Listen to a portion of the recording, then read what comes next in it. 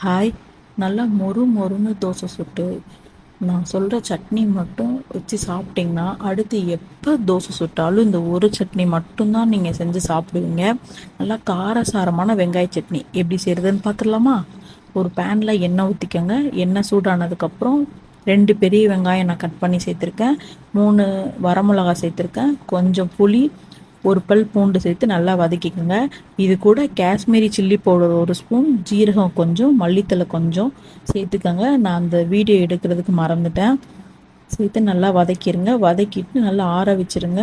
ஆற வச்சு மிக்ஸி ஜாருக்கு மாற்றிட்டு நல்லா மையாக அரைச்சிக்கோங்க.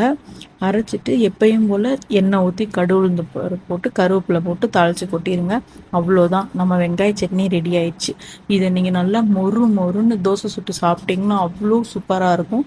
நீங்களும் இந்த ரெசிபியை ட்ரை பண்ணிவிட்டு எப்படி இருந்துச்சுன்னு சொல்லி கமெண்ட் பண்ணுங்கள். இந்த வீடியோ உங்களுக்கு பிடிச்சிருந்துச்சுன்னா லைக் பண்ணுங்கள், சப்ஸ்கிரைப் பண்ண மறந்துடாதீங்க. நாளைக்கு வீடியோவில் பார்க்கலாம்.